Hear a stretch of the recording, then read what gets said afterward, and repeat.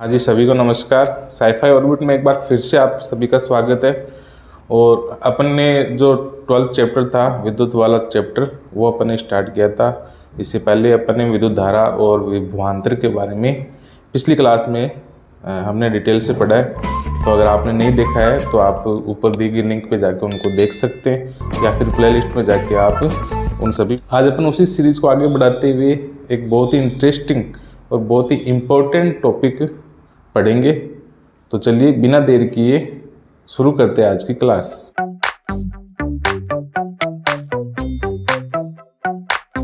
हाँ तो फ्रेंड्स, आज का जो अपना टॉपिक रहने वाला है वह ओम का नियम। देखिए, अगर आप 10th क्लास में पढ़ रहे हैं, साइंस पढ़ रहे हैं, तो जब तक आपको ओम का नियम नहीं आता है या नहीं जानते आप, तब तक आप पूरी तरह से साइंस नहीं पढ़ रहे हो।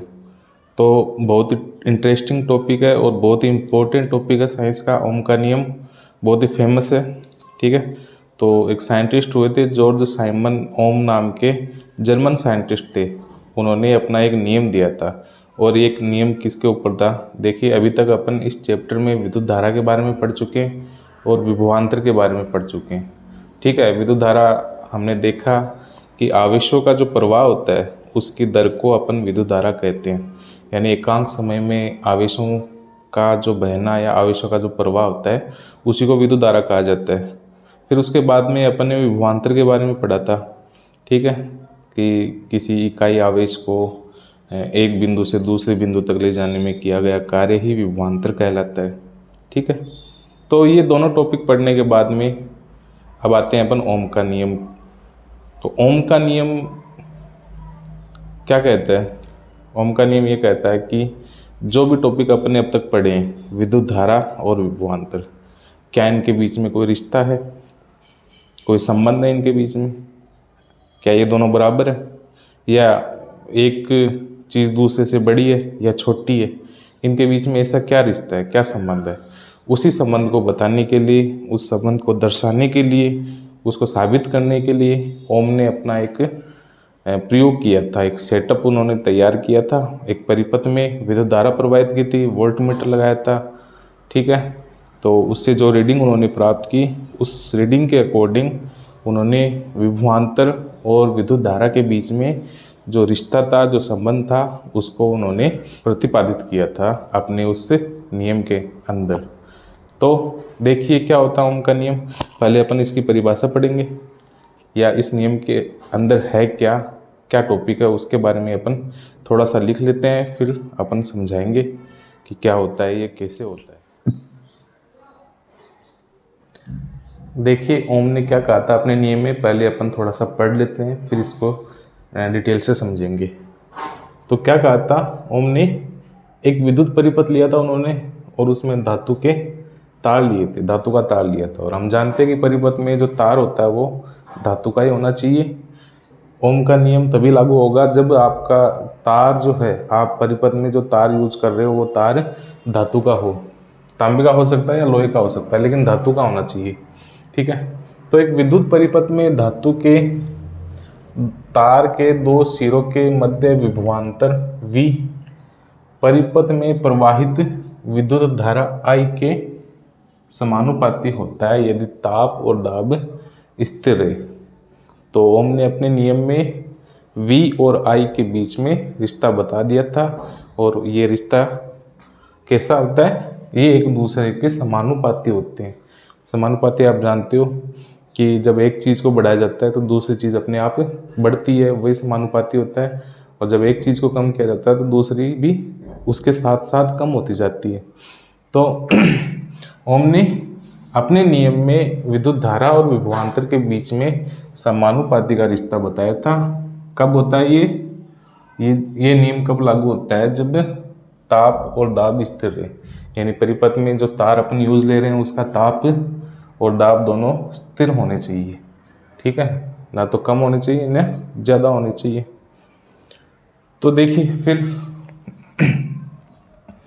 इस नियम के अनुसार इन्होंने क्या कहा था? ये जो विभवांतर होता है V, ये I के यानी विद्युत धारा के क्या होता है? समानुपाती होता है, ठीक है। एक तो ये हो गया रिश्ता। अब इस समानुपाती के चिन्ह को हटाना पड़ेगा अपन को, और आपको पता है कि जब मैथमेटिक्स में इस समानुपाती के चिन्ह को हटाते हैं और बराबर का चिन्ह लाते हैं अपन, ठीक है, तो इसके साथ में एक स्थिरांक भी आता है, एक नियतांक आता है, कि कांस्टेंट आता है, और यहाँ पर जो स्थिरांक आएगा वो होगा r। तो नियम ये भी होता है v बराबर IR। तो पहली बात कि v is proportional to I, यानी v I के समानुपाती होता है। अगर इस समानुपाती के चिन्ह को हटाना है और बराबर का चिन्ह लाना है तो साथ में आपको एक नियतांक भी लगाना पड़ेगा, और यहाँ पर जो r है वो एक कांस्टेंट रहेगा अपने। तो देखिए क्या होता है, r यहाँ पर क्या है, एक नियतांक है, या एक स्थिरांक बोल सकते हैं, या कांस्टेंट बोल सकते हैं इसको, ठीक है। हालांकि ये स्थिरांक ही है, लेकिन एक्चुअल में क्या होता है ये, तो ओम ने इसको क्या कहा था, तार का प्रतिरोध कहा था, ठीक है, या अंग्रेजी में इसको रेसिस्टेंस बोल सकते हैं।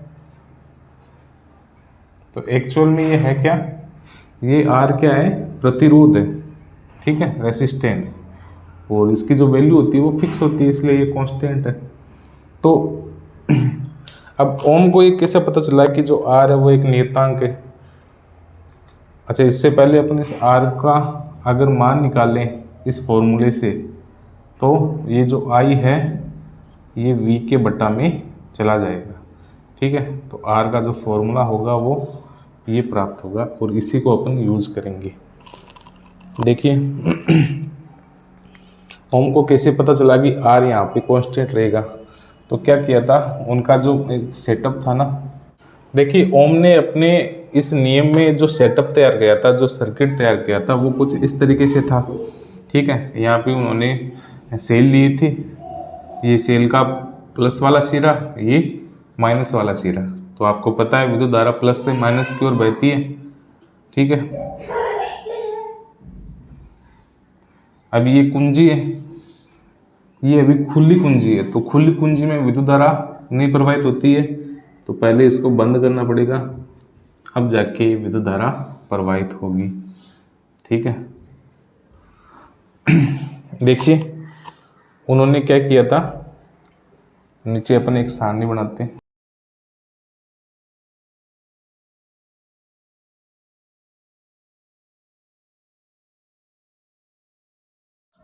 तो ओम ने अपने नियम में जो परिपथ तैयार किया था वो कुछ इस तरीके से था, और जो इस सेटअप में जो रीडिंग प्राप्त हुई थी उन्होंने अपने इस एक टेबल में लिखी थी। तो पहले क्या किया था, उन्होंने एक सेल लिया था, सेल वही आपको पता ही है जो 10 रुपये वाला अपन यहाँ आता है, ये प्लस वाला सिरा होता है, ये माइनस वाला होता है। तो आप इसको इस सेल के ऊपर देखना कि इसका जो वोल्ट होगा ना वो 1.5 वोल्ट होता है, ठीक है। तो एक सेल से उन्होंने विद्युत धारा प्रवाहित की थी, तो सबसे पहले वाली रीडिंग में उनको जो विभवांतर मिला था वो कितना था, 1.5 वोल्ट। बाकायदा यहाँ पर उन्होंने वोल्ट मीटर लगाया था, और उसमें जो रीडिंग आई थी वो 1.5, ठीक है। तो जैसे ही एक सेल से उन्होंने विद्युत धारा प्रवाहित की, तो जो एमीटर था, मान लेते हैं उन्होंने एमीटर ने जो प्रवाहित धारा थी उसका मान 1 एम्पियर बताया था, ठीक है। अब क्या किया था उन्होंने, दूसरा सेल जोड़ा, एक और सेल जोड़ लिया, तो टोटल 2 सेल हो गए, और 2 सेल का जो विभवांतर प्राप्त हुआ वो कितना था, 3 वोल्ट। तो 2 सेल लगाते ही जो विद्युत धारा थी उसका मान भी बढ़कर हो गया 2 एम्पियर, ठीक है। फिर उन्होंने एक सेल और लगा दिया था, तो टोटल 3 सेल हो गए, और तीनों सेलों का जो विभवांतर उनको मिला वो मान लेते 4.5 वोल्ट था, और इसमें जो विद्युत धारा प्रवाहित हुई वो लगभग 3 एम्पियर। लगभग इसलिए कि एग्जैक्ट 3 एम्पियर नहीं मिलती है, या मिल भी जाती है, नहीं भी मिलती है, तो लगभग 3 एम्पियर उनको मिली थी, ठीक है। तो उन्होंने देखा अपने इस प्रयोग में कि जैसे जैसे उन्होंने विभवांतर का मान बढ़ाया, वोल्टेज बढ़ाया, तो विद्युत धारा का मान भी उसी रेशियो में बढ़ता गया। तो फिर जो उनको R प्राप्त हुआ, तो R पहली रीडिंग में अपन देख सकते हैं R का मान V/I, तो V रहेगा अपना 1.5 और I था अपना 1, तो इसका मान आया 1.5। फिर दूसरी रीडिंग में V का मान 2, 3, I का मान 2, तो 3 में 2 का भाग दिया, फिर से 1.5। फिर तीसरे वाले में 4.5 V था और धारा का मान था वो 3 एम्पियर था। तो इसको भी अगर उन्होंने करके देखा तो ये भी लगभग 1.5 आया था। तो कमाल की बात देखिए कि R का मान हमेशा फिक्स रहा है, ठीक है, 1.5 तीनों कंडीशन में, या इसके आगे अगर और सेल बढ़ाते जाते हैं तो R का मान हमेशा उनको फिक्स प्राप्त हुआ था। तो जैसे जैसे उन्होंने V का मान यानी विभवांतर का मान बढ़ाया, विद्युत धारा का मान भी उसी रेशियो में बढ़ता गया, लेकिन R का जो मान था वो फिक्स प्राप्त हुआ। तो इसीलिए यहाँ पर जो R है वो कैसा है, नियतांक है, इसकी जो वैल्यू है वो फिक्स है, ठीक है। अब उनका जो नियम था, उस नियम का अगर अपन रेखीय आरेख देखें तो कैसा प्राप्त होगा। तो अगर नीचे अपन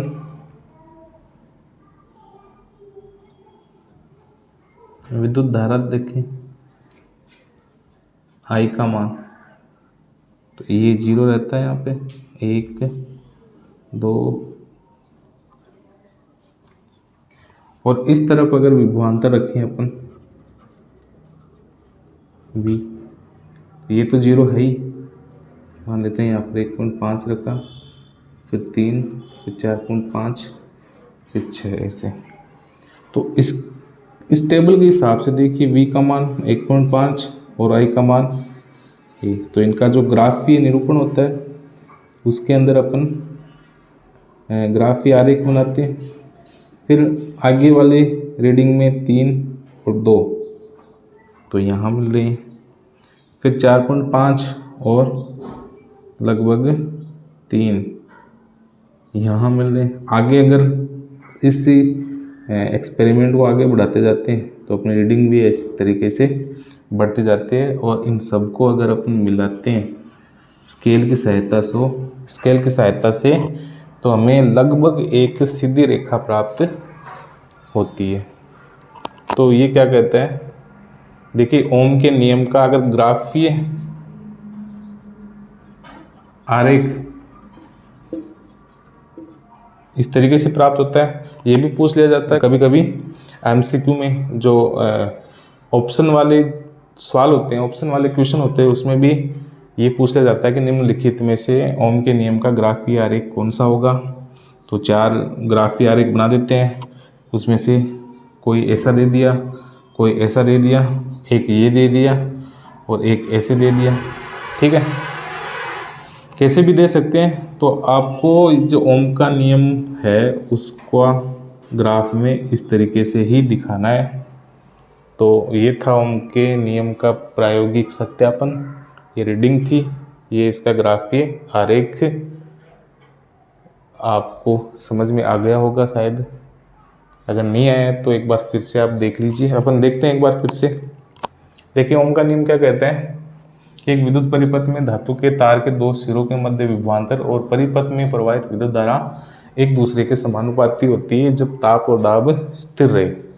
तो V और I के बीच में क्या रिलेशन होता है कि ये एक दूसरे के समानुपाती होते हैं, प्रोपोर्शनल होते हैं। और जब मैथमेटिक्स में समानुपात का चिन्ह हटाते हैं तो बराबर का चिन्ह लाने के लिए आपको उसके साथ में एक कांस्टेंट भी ऐड करना पड़ेगा। और यहाँ पर जो स्थिरांक प्राप्त हुआ वो R था। R क्या है, R प्रतिरोध है, जिसको अंग्रेजी में रेसिस्टेंस बोलते हैं। तो इसकी अगर वैल्यू निकालते हैं इस फॉर्मूले से तो R का मान होता है V/I, ठीक है। ये था ओम के नियम का सेटअप, पूरा सर्किट जो उन्होंने किया था। पहले उन्होंने एक सेल एक सेल से विद्युत धारा प्रवाहित की थी। एक सेल का जो विभवांतर होता है वो 1.5 होता है और उससे उसको उनको 1 एम्पीयर विद्युत धारा प्राप्त हुई। आर का मान भी 1.5 प्राप्त हुआ।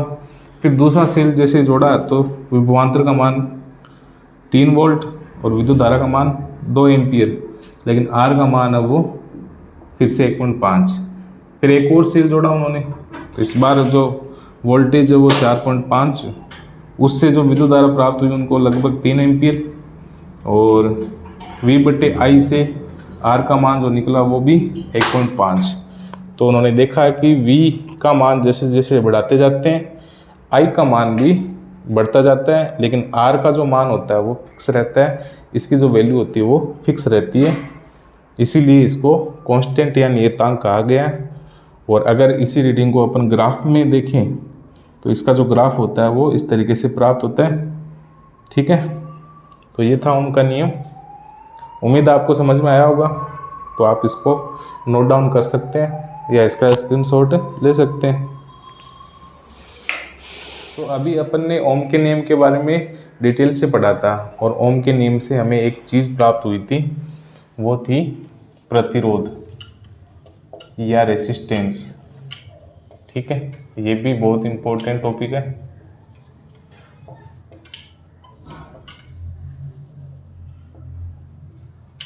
देखिए क्या होता है प्रतिरोध। प्रतिरोध कुछ नहीं है, बस जो चालक होता है, जो कंडक्टर होता है, उसका एक गुण होता है, एक स्पेशलिटी होती है, जो कि क्या करता है कि उसमें से जो भी विद्युत धारा प्रवाहित हो रही है उसमें बाधा उत्पन्न करता है, उसमें अवरोध उत्पन्न करता है, या उसका विरोध करता है, या उसको रोकने की क्षमता रखता है। ठीक है, तो कोई खास चीज़ नहीं है। प्रतिरोध की परिभाषा तो पूछी नहीं जाती है, लेकिन फिर भी अपन देख सकते हैं क्या होता है।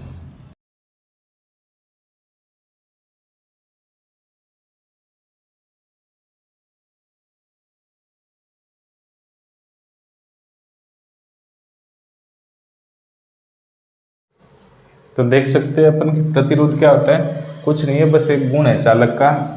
वो क्या करता है कि जो अपने में से जितनी भी विद्युत धारा प्रवाहित हो रही है उसका विरोध करता है या अवरोध उत्पन्न करता है। ठीक है, अब देखिए ओम के नियम से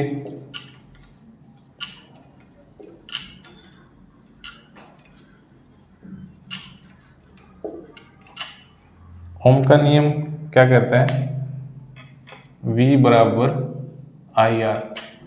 ठीक है, पढ़ लिया था अपन ने। यहाँ से R की वैल्यू निकाले तो वो होता है V/I। क्या होता है, V/I। तो प्रतिरोध का जो फॉर्मूला होता है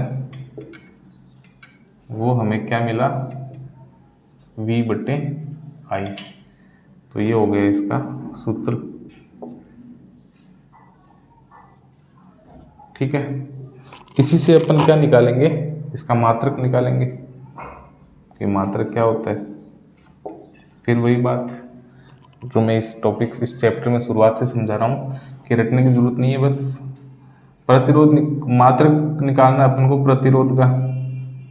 ठीक है, और प्रतिरोध क्या होता है, विभवांतर बट्टे विद्युत धारा, यही होता है। V फॉर विभवांतर, I फॉर विद्युत धारा।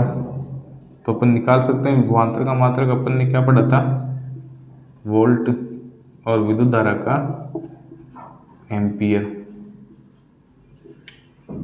ठीक है, तो अपने पास प्रतिरोध का जो मात्रक आया वो क्या आया, वोल्ट प्रति एम्पियर। ठीक है, अब देखिए वोल्ट प्रति एम्पियर या वोल्ट बटे एम्पियर बार बार लिखेंगे या बोलेंगे तो थोड़ा सा मुश्किल होता है। तो वैज्ञानिकों ने क्या किया फिर कि ओम के सम्मान में ही इसका जो मात्रक है वो क्या रख दिया, ओम रख दिया। ठीक है, तो प्रतिरोध का मात्रक क्या हो गया फिर, ओम हो गया, और इसका जो प्रतीक होता है वो ऐसा होता है। ठीक है, अब अपन यहीं से देखिए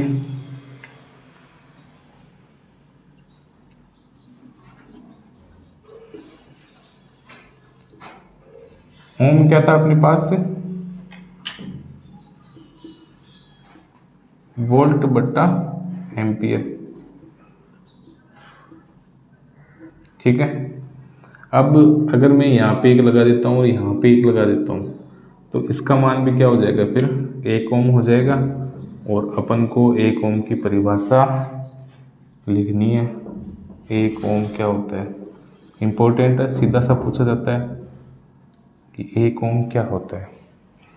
देखिए ओम के नियम से कि किसी परिपथ में धातु के तार के 2 सिरों के बीच विभवांतर 1 वोल्ट हो और उसमें प्रवाहित विद्युत धारा 1 एम्पियर हो तो उस चालक का प्रतिरोध कितना होगा, 1 ओम होगा। ठीक है ना, दोबारा देख लीजिए, किसी परिपथ में धातु के तार के 2 सिरों के बीच अगर विभवांतर 1 वोल्ट हो और उसमें प्रवाहित विद्युत धारा का मान 1 एम्पियर हो तो उस चालक का प्रतिरोध कितना होगा, 1 ओम होगा। तो अपन लिख सकते हैं